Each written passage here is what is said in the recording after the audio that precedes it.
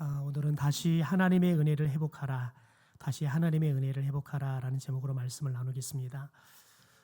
사람은 누구나 트라우마가 있다요. 예상 후 스트레스 장애가 있다는 거죠. 제가 한참 20대 때 캠프를 할 때 초등학교 5학년 아이가 캠프를 왔는데 캠프 신청서에 유의해야 할 점들에 대해서 있으면 꼭 쓰십시오 하는데 엄마가 신청서에 있다가 이렇게 썼어요. 우리 아이는 야뇨증이 있습니다. 저녁에 자면서 오줌을 싸는 증상이 있는 거죠. 그래서 우리 아이가 야뇨증이 있는데 침대가 2층 침대라 그러면 2층에 좀 잠을 재워주시면 좋겠습니다. 이렇게 보냈어요. 이 아이가 그 위에 5학년, 6학년, 2년 동안을 그리고 4번을 캠프를 왔는데요. 이 아이가 저녁이 되면 이제 매일은 아닌데 자기도 모르게 자고 일어나면 이불에 오줌을 싸는 거죠. 초등학교 5학년짜리가 이불에 오줌을 싸니 여러분 얼마나 그게 수치스럽고 그리고 얼마나 부끄러워요. 그러니까 이것 때문에 이 아이가 굉장히 어디를 다른 데 가서 자는 것들을 굉장히 힘들어해요. 그래서 이 캠프도 엄마는 아이를 꼭 보내고 싶고 이 아이는 꼭 안 가고 싶고 그래서 계속 싸우다가 안 돼서 엄마가 나름대로의 조건을 결고 이 캠프 갔다 하면 내가 뭐 해주겠다라고 약속을 하고 이 아이를 캠프에 보낸 거예요. 그래서 저희들이 스태프들이 이 아이의 그 상황을 알고 마침 이제 제가 시설도 방에 이렇게 2층 침대가 있어서 1층, 2층으로 잘 수 있는 그런 시설에서 캠프 장소를 마침 이렇게 잡아서 이 아이를 2층 침대에 재웠습니다. 그래서 아침이면 이제 제일 먼저 일어나면 그 아이에 가는 거예요. 그리고는 묻는 겁니다. 안 쌌냐? 쌌냐? 묻는 거예요. 여러분 그런데 참 감사하게도 이 아이가 캠프에 와서 3박 4일 동안 오줌을 한 번도 싸지 않았어요. 한 번도 싸지 않았어요. 여러분 그런데 이 아이가 3박 4일 동안 한 번도 오줌 싸지 않는 것을 경험하고 나니까 본인이 이 야뇨증에 대해서 나도 나을 수 있다는 생각들을 갖게 된 거죠. 그래서 그 이후에 집에 돌아가서 종종 이렇게 한 번씩 실수를 하긴 하는데 좋아지기 시작했어요. 그리고는 이 아이가 6학년이 되었을 때는 이미 야뇨증이 깨끗하게 낫는 그래서 그걸 이 아이가 6학년 마지막 캠프 때 그것을 간증했어요. 애들 앞에서. 여러분 그게 한때는 자기에게는 수치고 감추고 싶은 이야기인데 하나님이 이 캠프를 통해서 자신을 치료했다는 확신을 가지니까요. 그러니까 많은 아이들 앞에서 자기가 5학년이 될 때까지 오줌을 쌌다는 이야기에 대해서 그걸 이제는 자랑스럽게 이야기를 해요. 왜냐하면 더 이상 오줌을 싸지 않으니까요. 여러분 사람은 누구나가 트라우마가 있대요. 여러분 그래서 소뚜껑을 보고 놀라면 무엇을 보고 놀란대요? 네, 소뚜껑하고 비슷하게 생긴 자라만 봐도 깜짝깜짝 놀라는 거예요. 그게 트라우마입니다. 여러분 그런데 트라우마가 실은 때로는 사람들에게 잠깐 마음들을 불편하기도 하고 삶을 조그마한 영향을 미치기도 하지만 어떤 사람은 일상생활을 할 수 없는 그래서 가정도 깨져버리고 직장도 다닐 수 없고 그래서 폐인처럼 살게 되어지는 그런 빅 트라우마를 앓은 사람들도 있지요. 가령 예를 들면 전쟁에 참전했다가 그때 이 전쟁 속에서 얻은 이 트라우마 때문에 일상생활을 할 수 없는 겁니다. 이런 사람들은 거의 이제 실은 일상이 다 파괴되어서 정상적인 생활을 할 수 없으니까 폐인처럼 살다가 죽어가는 사람들이 종종 있는 것을 우리는 보게 됩니다. 여러분 그런데 오늘 우리가 성경에 보고 있는 여호수아 그리고 이스라엘 백성들에게도 지난주에 아이성 전투에서 패하고 난 이후에 트라우마가 생겨버렸습니다. 여러분 생각해 보십시오. 그들이 분명히 지금까지 출애굽을 하고 난 이후부터 하나님께서 그들에게 끊임없이 은혜를 주셨습니다. 더군다나 여호수아는 그가 어떻게 하나님께서 우리에게 은혜를 주셔서 출애굽을 했는지 그것들을 그 누구보다 생생하게 봤던 사람입니다. 그리고 매일마다 하나님께서 만나도 주시고 메추라기도 주시고 또 반석에서 안반수가 나게 하셔서 이 광야에서 목마르지 않도록 물을 마시게 하셨던 그 하나님, 또 구름기둥 불기둥으로 하나님께서 매일마다 은혜를 베푸셔서 우리를 지키고 보호하고 인도해 주셨던 그 하나님의 은혜를 경험했잖아요. 그리고 그가 모세의 대를 이어서 이스라엘의 지도자가 되어서 이 이스라엘 백성들을 이제 가나안 땅으로 인도해 가는데, 그가 첫 번째 관문인 이 요단강을 건널 때 하나님이 베풀어 주신 기적으로 요단강을 마른 땅으로 건너는, 여러분 그런 은혜들을 경험하잖아요. 더군다나 여러분 여리고성 전투에서 어떤 은혜를 입습니까? 하나님의 말씀을 따라서 매일 한 바퀴씩 6일을 돌고 일곱째 날에는 7바퀴를 돌고 하나님께서 여러분 함성을 지르라 할 때 함성을 질렀을 때 이 여리고성이 손 하나 까딱하지 않고 그냥 무너져 버리는 놀라운 기적을 경험했잖아요. 여러분 그랬던 그들이 하나님의 은혜로 거칠 것 없이 그냥 자신감이 여러분 가슴에 가득 차서 못할 것 없다 생각했던 그들이 여러분 이제 이 아이성 전투를 패하고 나니까 여호수아가 처음 모세 다음으로 하나님이 그를 지도자로 불렀을 때 여러분 그가 얼마나 두렵고 여러분 그 하나님이 주시는 그 사명을 감당할 수 없어 얼마나 쫄았습니까? 근데 하나님께서 두려워하지 말아라, 내가 너와 함께 하겠다라고 말씀하시잖아요. 여러분 그런데 그때 하나님이 자신을 모세 다음으로 처음 불렀을 때 여러분 그 새 가슴으로 다시 돌아가 버리는 거예요. 여러분 그런데 아주 중요한 게 있습니다. 여호수아만 그런 건 아니었다는 겁니다. 여러분 지난주 봤던 7장 5절에 보면 이스라엘 백성들의 마음이 물같이 녹아내려 버렸다 그래요. 이스라엘 백성들의 마음이 여리고성 전투에서 승리하고 나니까요, 거칠 것 없는 거예요. 그래서 저 아이성 전투 정도야 우리가 올라가면 60만이 다 갈 것도 없고 한 2, 3천 명 보내면 이길 수 있다 생각했어요. 그래서 맥시멈이 3천 명을 데리고 올라갔는데 지고 나니까요, 그들이 그 자신감 넘치는 무서울 게 없었던 마음이 다 녹아내려 버리는 거예요. 여러분 그래서 여호수아랑 지도자들이 옷을 찢으면서 죄를 뒤지면서 하나님 앞에 통곡하면서 시간을 보내잖아요. 여러분 그런데 하나님께서 도대체 이 아이성 전투에 왜 패했느냐, 그 원인을 하나님이 찾으세요. 아간의 범죄 때문에 아간이 하나님의 전리품을 그가 취해서 하나님이 아간의 범죄 때문에 이 전쟁에 패했다. 그리고 아간에게 이 범죄에 대한 징계를 내리시죠. 그래서 아간과 아간의 모든 가족들이 다 불에 타 죽는, 여러분 그런 하나님이 죄까지도 깨끗이 정리하는 절차를 다 밟으셨습니다. 여러분 그런데 여러분 생각해 볼까요? 그런데 여전히 이스라엘 백성들은 그들이 패배했다는 그 패배에 대한 아픔에 사로잡혀 있습니다. 더군다나 여러분 하나님께서는 이 아간의 범죄를 아간만 죄를 지었다라고 말하지 않습니다. 이스라엘 백성 모두가 죄를 지었다라고 이야기를 해요. 그래서 7장 1절에 보면 하나님께서 이스라엘 자손들이 범죄했다. 그래서 하나님께서 이스라엘 자손들에게 진노하셨다라고 말씀하셔요.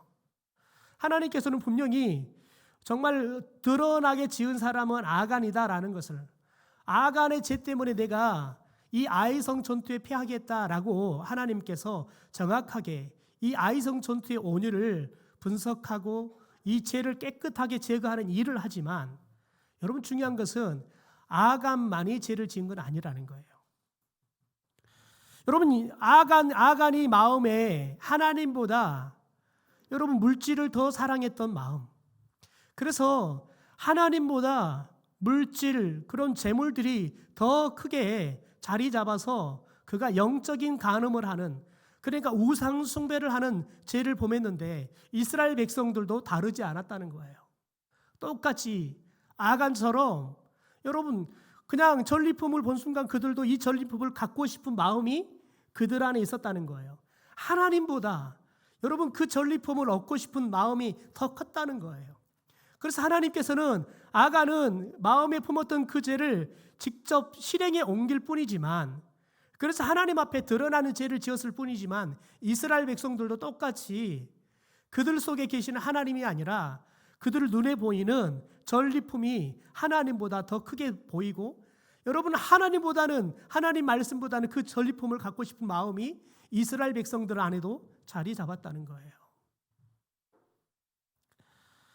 여러분, 그래서 하나님께서 특별히 여러분 이스라엘 이 백성들 마음이 녹아내려버리고, 여러분 그들이 마치 아간이 들통이 나고 아간이 하나님께 징계를 받는 그 모습을 봐가면서 그들이 마치 하나님께는 공개적으로 들통나지 않았지만 그들의 죄가 하나님께 들통나는 것처럼, 더 나아가서는 이 전쟁의 패배 때문에 그들이 트라우마에 완전히 사로잡혀서 주저앉아 있는 그런 모습으로 있는 것을 보게 되어집니다. 여러분, 그런데 우리가 지난주에 봤던 아간의 이 죄에 대해서 하나님이 다루실 때 아간의 죄를 접근하신 하나님의 모습을 우리가 좀 집중해 볼 필요가 있습니다. 실은 하나님은 아간을 이 죄 때문에 하나님의 뜻은 죽이는 게 아니었습니다. 그래서 하나님이 아간을 찾아내는 데 쓰는 방법이 제비뽑기였습니다. 여러분, 그런데 하나님은 이 제비뽑기를 무려 몇 번을 하냐면 5번을 합니다. 하나님이 아간을 몰라서 5번이나 제비뽑기를 했을까요? 아닙니다. 여러분, 제일 처음에 제비를 뽑는데 유다 지파가 제비를 뽑습니다. 그 다음에 세라 족속이 제비를 뽑습니다. 그 다음에 세라 족속 안에 있는 삽디가 제비를 뽑습니다. 그리고 그 다음에 갈미가 제비를 뽑습니다. 여러분, 이렇게 하나님께서는 제비 뽑기를 통해서, 여러 번의 제비 뽑기를 통해서 가룟 유다가 자신의 죄를 하나님 앞에 드러내고, 그가 여러분 잘못했다고 하나님 앞에 회개하기를 원하셨던 거죠. 4번의 기회를 주지만 그는 결코 자신이 하나님이 주셨던 이 회개의 기회를 잡지 않습니다. 그 죄를 꼭꼭 감추죠. 그러나 하나님은 마지막 그런 아간의 죄를 여러분 드러내고야 맙니다. 여러분, 아간은 끝까지 그 죄를 숨길 수 있다고 생각하고 숨기려 했지만, 하나님은 여러분 아간의 죄를 찾지 못해서 5번이나 제비뽑기를 한 게 아니에요. 아간에게 그의 죄를 회개하고 주님 앞에 돌아올 수 있는 기회를 주시기 위해서 제비를 또 뽑고 또 뽑고 또 뽑는 일들을 하셨던 거지요. 여러분, 그 회개 기회를 놓쳐버렸을 때, 여러분, 아간은 물론이고 아간의 모든 가족들이 다 돌에 맞아서 죽는, 여러분, 하나님의 벌을 받게 되는 거예요. 여러분, 저와 여러분이 살아가면서 하나님 앞에 죄 지을 수 있습니다. 죄를 안 짓는 것보다 짓는 것이 훨씬 많을 겁니다.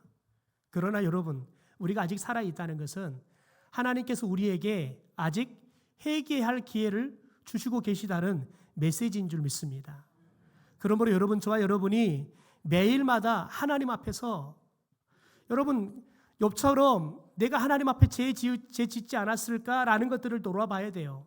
왜? 우리는 죄를 밥 먹는 것보다 더 쉽게 지을 수 있는 죄성을 가진 사람들이기 때문에 그렇습니다.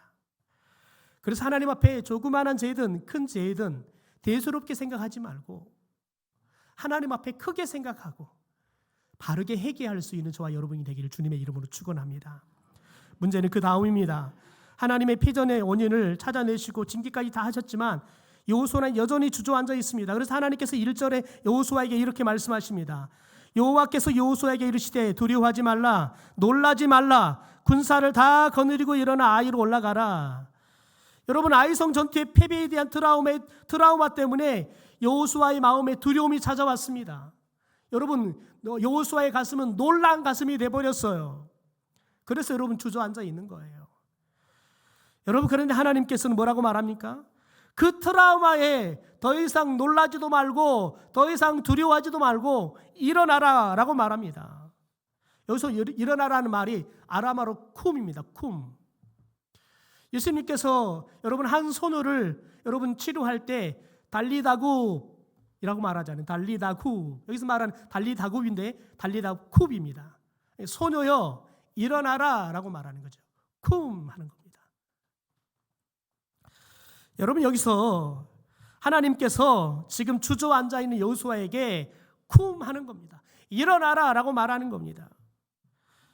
여러분, 그런데 하나님께서는 이미 7장에서 여러분 여호수아에게 일어나라고 쿰라고 말씀하셨어요. 7장 10절에 보니까 여호와께서 여호수아에게 이르시되 일어나라 쿰 하셨던 거지요. 어찌하여 이렇게 엎드려 있느냐. 그런데 여호수아는 여전히 패전의 트라우마를 이기지 못한 채 지금 엎드려 있는 겁니다. 그러니까 8장을 시작하면서 하나님께서 그 트라우마에 더 이상 두려워하지 말고 놀라지 말고 쿰 일어나라 하나님께서 말씀하시는 겁니다. 여러분, 하나님께서는 오늘 저와 여러분에게도 저와 여러분이 삶에 낙담하고 또한 삶에 실패해서 어떤 문제를 만났을 때 내가 도무지 이 문제를 해결할 수 없다, 마치 트라우마처럼 생각하고 여러분 앉아 있다면 오늘 이 시간 하나님께서 우리에게 쿰 하실 줄 믿습니다. 일어나라 말씀하실 줄 믿습니다. 여러분, 그래서 하나님께서 이 아이성 전투에 패하고 난 이후에 패전의 원인이었던 아간의 죄의 문제를 다 처리하죠. 여러분, 그럼에도 불구하고 여호수아는 지금도 여전히 패전의 트라우마에 사로잡혀 있습니다. 왜 그렇습니까? 우리는 그 이유를 지난주에 봤던 여호수아 7장 7절에서 9절의 말씀을 통해 찾을 수 있습니다. 공동번역으로 다 읽어드리겠습니다. 여호수아가 울부짖었다. 나의 주 야훼여 어찌하여 이 백성으로 하여금 요단강을 건너게 하시고는 이제 아모리 사람의 손에 붙이시어 멸망시키려고 하십니까? 차라리 요단강 건너편에서 살게 해주셨다라면 좋았겠습니다. 나의 주여 소인이 아뢰는 말에 귀를 기울여 주십시오.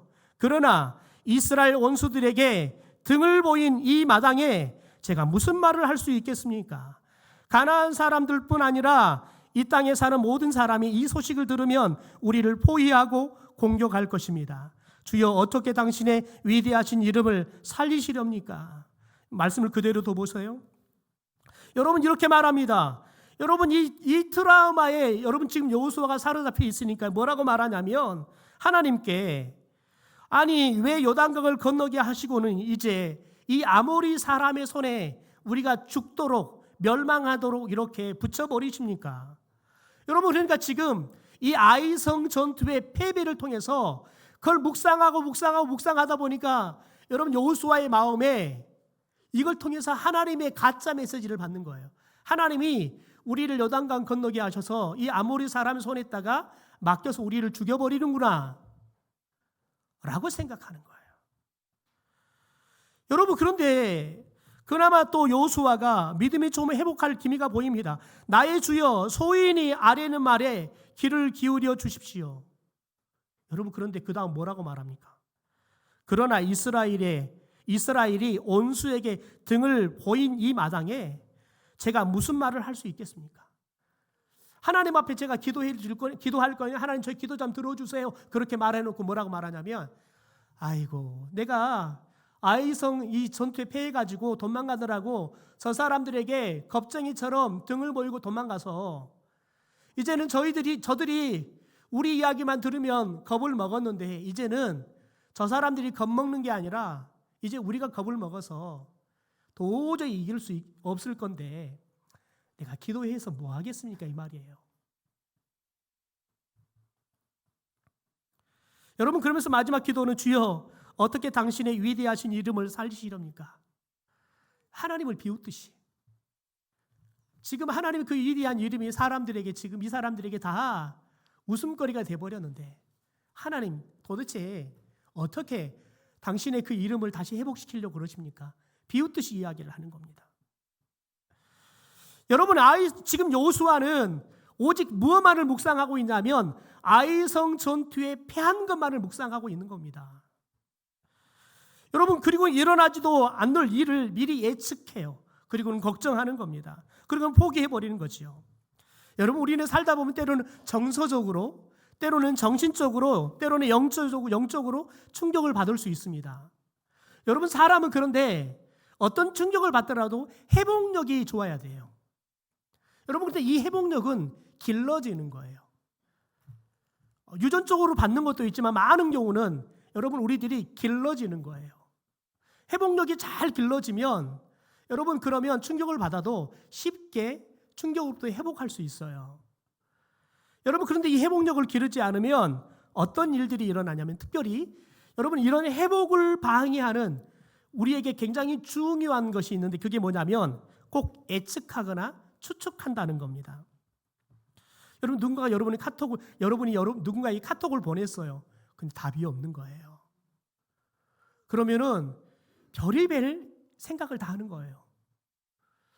아니, 저 사람이 나한테 무슨 삐진 것 있나? 왜 나 싫어하나? 나 다시 안 보려고 그러나? 여러분, 이 카톡 하나 보내놓고 문자가 안 오면, 답이 안 오면 앉아가지고 별의별 생각을 다 하는 거예요. 여러분, 그런데 이 예측이 대부분 어떤 문제를 일으키냐면, 우리가 예측하고 추측할 때에는 근거 없이 예측하고 추측하지 않는다는 겁니다. 여러분, 생각해 보십시오. 이 여호수아가 아이성에 패한 것은 사실입니다. 그러니까 지금 이 사실의 근거에서 여호수아는 예측하는 거예요. 무엇을요? 다시 싸워봤자 도저히 우리는 이길 수 없어. 그러니까 여러분, 그 예측을 하니까 이제 별의별 생각을 다 하는 거예요. 하나님이 우리를 이 아이성 사람들한테 우리를 죽게 하려고 요단강을 건너오게 하셨다. 별의별 생각을 다 하는 겁니다. 여러분, 그런데 잘 들으십시오. 여러분, 우리들이 사실은 여러분, 그게 문제이든 무엇이든 사실은 저와 여러분에게, 여러분, 우리에게 문제가 사실로 다가왔을 때에는 그게 사실이라는 걸 안다는 것은 우리가 하나님 앞에 기도할 제목이지. 저와 여러분이 그 사실을 붙잡고 예측하고 앞으로 어떤 일들이 일어날지, 여러분, 그래서 될지 안 될지 우리가 긍정적으로 생각하면 좋겠는데, 대부분의 사람들은 문제가 일어나면 그 사실에 근거해서 부정적인 예측을 한다는 거예요. 여러분, 그러면 대부분의 사람들은 다시 회복하지를 못해요. 주저앉아 버려요. 여러분, 그런데 여러분, 여호수아가 이 패배에 계속 생각이 머물러 있고 그 패배를 계속 묵상하니까요, 여러분, 예측하는 거예요. 일어나지 않을 일들을 예측하는 거예요. 하나님이 이 사람들에게 우리를 맡겨서 우리를 멸망시켜 버리겠구나. 여러분, 헛된 예측을 하는 거예요. 여러분, 시편 1편에 보면 하나님께서 복 있는 사람에 대한 이야기를 하는데, 복 있는 사람이 누구냐? 어떤 사람이 복을 받고 사느냐? 하나님의 말씀을 즐거워해서 주야로 묵상하는 사람이 복 있는 사람이 된다고 이야기해요. 그러니까 여러분, 우리들이 사실을 묵상할 것이 아니라, 사실을 우리가 여러분 봤는데 그게 우리에게 문제가 다가와요. 그러면 그것은 묵상할 것이 아니라 기도할 거예요. 여러분, 저와 여러분이 묵상할 것은 사실이 아니라 말씀이에요. 우리가 하나님의 말씀을 묵상하기 시작하면, 여러분, 그 사실이 패전이어서 그 패전이 우리의 또 다른 패전을 낳을 거라는 예측이 되어도, 우리가 하나님의 말씀을 묵상하기 시작하면, 여러분, 우리는 다시 패전할 전쟁도 승리할 수 있는 전쟁으로 전환시킬 수 있는 힘이 생기는 거예요. 여러분, 오늘 여호수아로 다시 돌아가 봅시다. 여러분, 그런데 보십시오. 하나님께서 여호수아에게 다시 이 은혜를 회복시켜 주시는 아주 놀라운 방법이 있습니다. 우리 1절의 말씀을 세번역 성경으로 다시 한번 읽어보시죠. 같이 읽겠습니다. 시작. 주께서 여호수아에게 말씀하셨다. 두려워하지 말아라. 겁내지 말아라. 군인들을 다 동원하여 아이성으로 쳐 올라가라. 보아라, 내가 아이의 왕과 백성과 성읍과 땅을 다 내 손에 넘겨 주었다. 여러분, 보면 주께서 여호수아에게 말씀했대요. 여러분, 하나님의 말씀이 뭐예요? 두려워하지 말라는 거예요. 여러분, 겁내지 말라는 거예요. 그리고는 여러분 뭐 하래요? 군인들을 다 동원하래요. 다 동원하래요. 여러분, 그런데 이렇게 말씀하신 이유가 있습니다. 2절에 보니까 이렇게 말합니다. 너는 아이성과 그 왕에게도 여리고와 그 왕에게 한 것처럼, 그냥 여리고 성을 점령할 때 너희들이 60만이 넘는 이 군인들을 다 이끌고 가서 하루에 6바퀴씩 7일째 되는 날은 7바퀴를 돌고 함성을 질러서 여리고 성을 점령했던 것처럼, 아이성을 점령할 때 모든 군인들을 다 데리고 올라가라는 거예요. 여러분, 그래서 오늘 보십시오. 하나님의 말씀을 들으니까요, 하나님의 말씀에 근거해서 그가 하는 일이 뭡니까? 군인들을 다 동원했다는 겁니다. 여러분, 정탐꾼의 정보는 뭐예요? 아이성은 2,000명, 3,000명이면 충분히 이기고 남는다는 거예요. 여러분, 그런데 정탐꾼의 여러분 그것이 그 정보가 맞을 수 있어요. 그런데 여러분, 하나님께서는 이 아이성이 2,000명, 3,000명으로 이길 수 없는 여러분 그런 성이었기 때문에 패한 게 아니에요. 하나님의 말씀에 불순종했기 때문에 그러는 거예요. 여러분, 그런데 이제 하나님께서 일어나라 라고 말하니까요, 여호수아가 하나님의 말씀을 딱 붙잡고 하나님의 말씀대로 모든 군인들을 다 동원해서 올라가는 거예요.